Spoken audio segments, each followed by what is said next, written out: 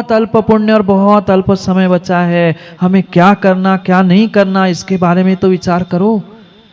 कब तक दूसरों की निंदा बुराई, कब तक राग द्वेष और कब तक विषय कषायों में उलझे उलझे हम अपने समय को बर्बाद कर रहे हैं। ये पुनः जिंदगी के समय लौट के आने वाले नहीं हैं। दूसरों को समझाना बहुत आसान होता है, हम अपने आप को उतने समय में समझा लेना तो हमारा काम बन जाए, पर कठिन है ना। दूसरों को समझाना नहीं, अपने आप को समझाना कठिन है, बहुत कठिन है, बहुत कठिन है। बढ़ जाता है जी। अगर इंसान अपने आप को समझाने लग जाए ना तो शायद मुनिराजों को प्रवचन देने की आवश्यकता ही नहीं पड़े। पर क्या करे, बढ़ जाती। जैसे ज्ञानी जीव आकर महाराज को ही समझाते हैं। जैसे कहा मैंने, आपको थोड़ी ना कहा आप हो सो बुरी क्या मानना और नहीं हो सो बुरी क्या मानना। मैंने तो जैसा कहा, क्यों सुनील से, आप हो सो सुधर जाओ और नहीं हो सो का की बुरी लगी। हमने तो कह दिया। बढ़ जाता है जी। जैसे जीव आते हैं और कहते महाराज जी इतना तो समझ जाओ, इतना तो मान लो, इतना तो एडजस्ट कर लो, इतना तो होना ही चाहिए, ऐसा नहीं ऐसा करना चाहिए। क्या करें क्या करे क्या करे। जीव अपने आप को तो समझा नहीं पाता, भगवान गुरु और माता पिता को समझाने के लिए निकला है। ऐसे भी बच्चे जाकर देखो, और दूसरों के घरों में जाने की आवश्यकता। सबने कहा, मैंने बोला नहीं, आप ही लोगों ने कहा नहीं है, मैं तो रुक गया था। नहीं है, हकीकत है, देख ही रहे हैं। सबके घर की स्थिति यही है। आज बच्चे माँ बाप को समझाने के लिए तैयार है, आज छोटे बड़ों को समझाने के लिए तैयार है, पर वे अपने आप को, जो अपने आप को नहीं समझा पा रहा है वो दुनिया को कितना ही समझाए, कितना ही कुछ कहे, पर कल्याण नहीं होगा, काम नहीं होगा, काम नहीं होगा। यहाँ देवसेन स्वामी 109 नंबर के श्लोक में कह रहे हैं कि जाग जाओ। आप ये सोचकर मत बैठ जाना, आप ये सोचकर मत बैठ जाना कि मैं श्रावक हूँ, मैं कुछ नहीं कर सकता, मैं श्रावक हूँ, मैं कुछ नहीं कर सकता। आप श्रावक होने के बावजूद भी बहुत कुछ और बहुत कुछ जिंदगी में कर सकते हो। निर्णय तुम्हें करना है कि करना क्या है। डिसीजन मुझे करना है कि समझाना किसे है। बहुत लिमिटेड, बहुत लिमिटेड, बहुत लिमिटेड समय, बहुत लिमिटेड सब कुछ पुण्य बचा है। बाहर के साधन कितने ही क्यों ना हो, पक्का मानना वे कब रूप रंग बदल दे कोई भरोसा नहीं। जब इंसान ही मिनटों में रंग बदल जाता है तो फिर बाहर के साधनों का क्या भरोसा है। भरोसा कोई भरोसा नहीं है, कोई भरोसा नहीं है, कोई भरोसा नहीं है। और दूसरे इंसान की क्या, इस इंसान की ही पूछो ना, इस इंसान की ही पूछो। इस इंसान ने कितनी बार रंग बदले, कितनी बार इस इंसान ने रंग बदले हैं। इस इंसान से, अपने आप से ही पूछ लो कि कितने रंग बदलते बदलते यहाँ पहुँचे हैं। हम समझे, हम विचार करें, हम निर्णय करें कि हमें करना क्या है। क्योंकि ये मनुष्य पर्याय का जो बेशकीमती जीवन मिला है, ये पुनः मिलने वाला नहीं है। मतहीन भावना में आकर ये सोचना कि साधु बनकर कर लूँगा, श्रावक बनकर भी माँ आप श्रेष्ठ साधना और साधना का श्रेष्ठ फल प्राप्त कर सकते हैं। पढ़ते हैं 109 नंबर के श्लोक को, जहाँ देवसेन स्वामी समझा रहे हैं कि जघन्य आराधना श्रावक बनकर भी करेगा, साधु करेगा तो ठीक ही है, उसकी तो जीवन भर की साधना है। उसने तो सामायिक की प्रतिक्रमण कर लिया, प्रायश्चित ले लिया, उसका तो बेड़ा पार हो गया। पर अजय, दुनिया भर की बातों को सुनकर तुमने जो विकल्प खड़े किए थे, तेरा क्या होगा, तेरा क्या होगा, तेरा क्या होगा, विचार कर लेना। कुछ मत करो, कुछ मत करो, जघन्य रूप से ही सही, व्यवहार से ही सही, मात्र सम्यक दर्शन प्राप्त करो। और सम्यक दर्शन प्राप्त किया है, पुरुषार्थ करते करते सम्यक तब तक भी आप पहुंच सकते हैं। और पहली सीढ़ी में ही, पहली पायदान में ही पैर रखने के लिए इंसान डरता है, विचार करता है, रखूं कि नहीं, ऊपर जाऊं, नीचे जाऊं, यहाँ जाऊं, वहाँ जाऊं, कभी काम नहीं होगा। विश्वास के साथ रखा हुआ पहला कदम, पक्का मानना आज नहीं तो कल कभी ना कभी मंजिल तक पहुंचाएगा। पर हमें पहला कदम रखते हुए ही विश्वास नहीं होता। कैसे, क्या, क्यों, किंतु, परंतु। हो गया काम, हो गया काम, हो गया समय, घड़ी का श्लोक पढ़ते हैं, नहीं तो पता चला तेवरी समय यूं ही निकल जाएगा। पढ़ते हैं, सामने श्लोक लिखा है, मेरे पीछे आप दोहरा देना। जे सिंहंतु जहन्ना चौविहाराहणा हुखवयाणम सत्तठे भवे गंतुम देवीय पावंतिने वाणम। देवीय पावंती निर्वाणम, वो भी निर्वाण को प्राप्त करता है, वो भी मोक्ष को प्राप्त करता है, वो भी सिद्ध होता है। कौन? जो जघन्य रूप से भी साधना करता है, जघन्य रूप से भी आराधना करता है। नहीं है, घर परिवार सब छोड़कर आप दीक्षा लेकर ही उत्कृष्ट आराधना को प्राप्त करो। आप जघन्य आराधनाओं के माध्यम से भी, ठीक है समय अधिक लगेगा, पर निर्वाण होना, मोक्ष जाना, सिद्ध बनना पक्का हो जाएगा, पक्का हो जाएगा, पक्का हो जाएगा। जैसिम हुंती जहन्ना चौवी आराहणा, जो क्षपक, जो साधक, क्षपक साधु भी हो सकता है और क्षपक श्रावक भी हो सकता है। दोनों में से कोई भी क्षपक, क्षपक यानी समाधि धारण करने वाला, क्षपक का अर्थ होता है समाधि धारण करने वाला, समाधि संलेखना करने वाला। तो समाधि संलेखना करने वाला श्रावक हो, चाहे साधक हो, चाहे मुनिराज हो, चाहे आर्य का बनो, चाहे श्रावी का बनकर करना, पर वह जघन्य जघन्य जघन्य रूप से की गई चारों आराधना की साधना भी सत्तठ भवे गंतुम, 7-8 भव में निर्वाण को देने वाली होती है। 7-8 भव का उल्लंघन नहीं करेगा, ये सिद्धांत है, ये नियम है।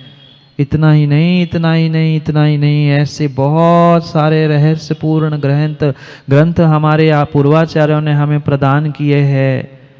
जो समेध शिखर महान जो स्थान है, आप लोग गए कभी? कई बार गए होंगे। सुबोध जी ऐसा आचार्यों ने लिखा है, उस समेध शिखर के स्थान पर जन्म लेने वाला वह हिंस्त्र प्राणी भी क्यों ना हो, सुनना बहुत श्रद्धा और विवेक पूर्वक। लोहाचार महाराज ने स्पष्ट लिखा है, उस समेध शिखर की उस पावन भूमि में जन्म लेने वाला वह चाहे हिंस्त्र से हिंस्त्र प्राणी भी क्यों ना हो, उस भूमि पे उसने अगर जन्म लिया है, उसको जन्म लेने का विवेक भी नहीं, क्या कर रहा है उसका भी विवेक नहीं है, पर वह शेर जैसा भी तिर्यंच प्राणी उस समेध शिखर की भूमि पे जन्म लेता है तो 48 भवों में निर्वाण को प्राप्त करता है। वंदना की नहीं की उसने एक बार भी, भीतर श्रद्धा भी नहीं है। शेर के पास क्या श्रद्धा होगी? वो एकेंद्रीय वनस्पति वहां खड़ी है, उसके पास क्या श्रद्धा और क्या मन, पर फिर भी 48 भवों का उल्लंघन नहीं करता।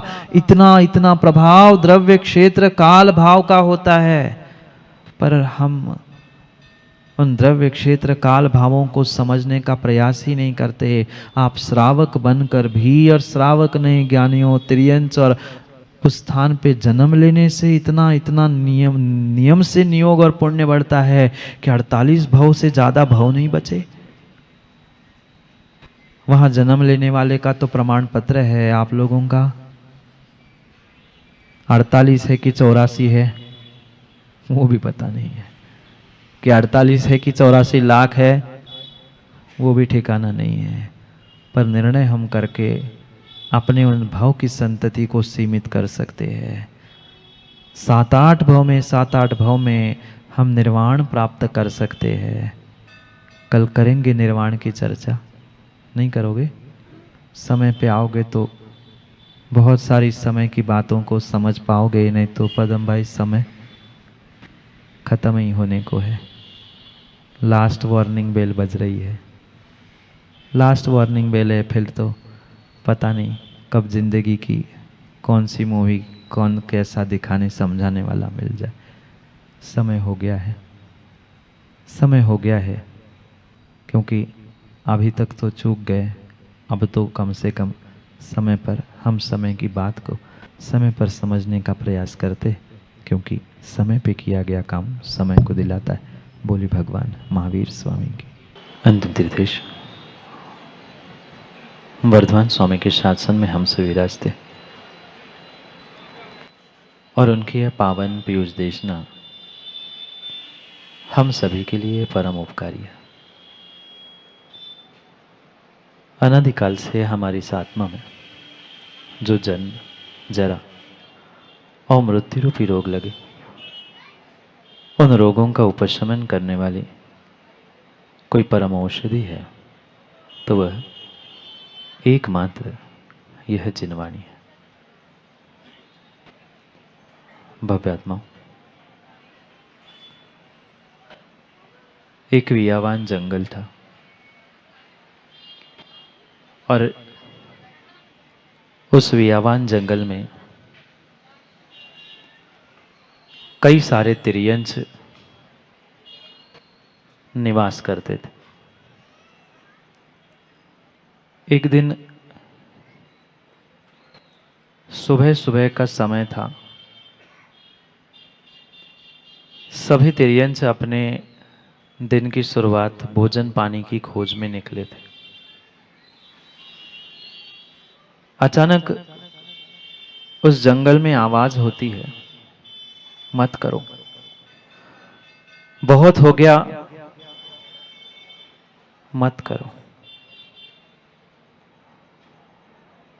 अचानक पूरा जंगल स्तब्ध हो जाता है। बात क्या हो गई? कौन क्या कर रहा था, कहां क्या हो रहा था, किसी को कुछ समझ में ही नहीं आया।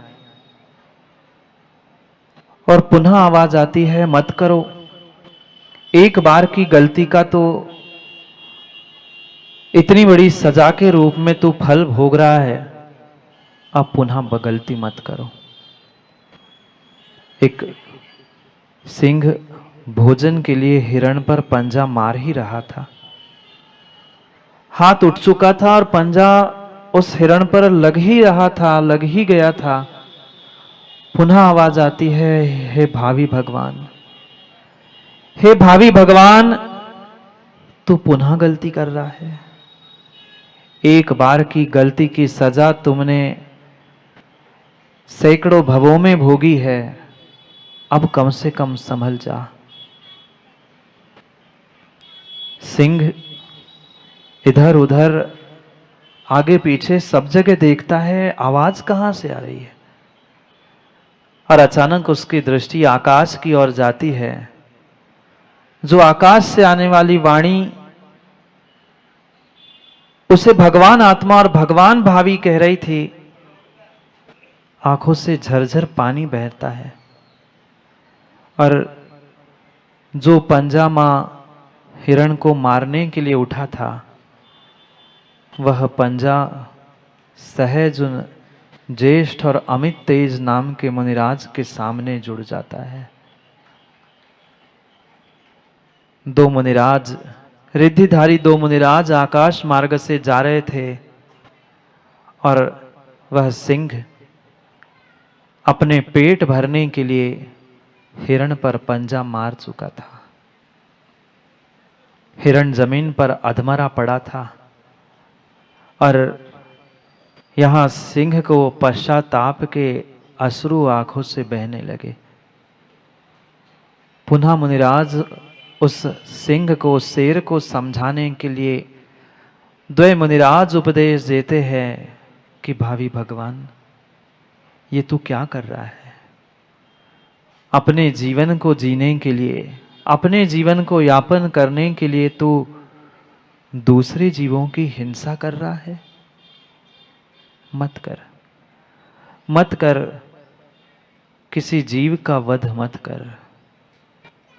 ये ऐसा महान हमारा जिनशासन है कि ज्ञानी जहां वध करना नहीं, अपितु जे जानी जी दूसरों को बदनाम करना भी हिंसा कही है।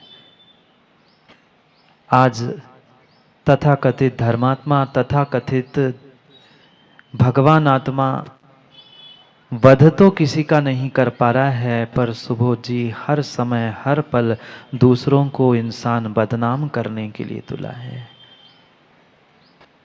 इतना सा मात्र शब्द उस सिंह ने सुना। किसने? इतना सा शब्द मात्र सिंह ने सुना, मत करो, तू भविष्य का भगवान है। हाथ जोड़कर वह सिंह कहता है, शेर कहता है, भले ही मुख से बोले ना बोले, पर इंसान की, और इंसान की क्या, तिर्यंच की भी आंखें बोलती है। पढ़ने वाला चाहिए। हाथ जोड़कर उसके आंखों से अश्रुधारा बहने लगी। वे दोनों रिद्धिधारी मुनिराज समझ गए कि ये पूछ रहा है मैं कैसे भगवान। दो मुनिराजों ने, श्रोता कितना था? एकमात्र सुनने वाला था। उपदेश देने वाले दो मुनिराज थे। दोनों मुनिराज क्रम क्रम से उसे उपदेश देने लगे। ज्ञानी, तूने बहुत बड़ी गलती, बहुत बड़ी गलती, बहुत बड़ी गलती की। साक्षात तीर्थंकर परमात्मा का तुम्हें समोषण प्राप्त हुआ था, पर मात्र छोटे से अहंकार के कारण मैं भी बहुत बड़ा भगवान बनने वाला हूं। मैं जब तीर्थंकर बनने वाला हूं, मैं इस तीर्थंकर के साथ क्यों रहूं? मत करो। मैं भी कह रहा हूं ज्ञानियों, मत करो, मत करो अहंकार, मत करो अहंकार। भूल की सजा इस पंचम काल में, भूल की सजा इस पंचम काल में, खोटे पंचम काल में तुम्हें भोगने के लिए मिल रही है। और अभी भी भूल को नहीं सुधारेंगे, अभी भी गलती को नहीं सुधारेंगे, तो उस मारीची के भांति कई भवों में तुम्हें भी तड़पना पड़ेगा। कितनी सी भूल थी पंडित उदय, कितनी सी भूल थी। मैं भी बनने वाला भगवान हूं ना।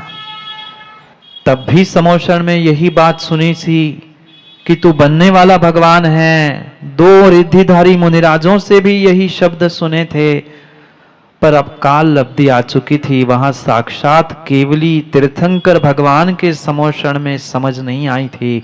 वहां दो रिद्धिधारी मुनिराजों के माध्यम से उस सिंह को समझ में आया कि हाँ, मैंने भूल की है।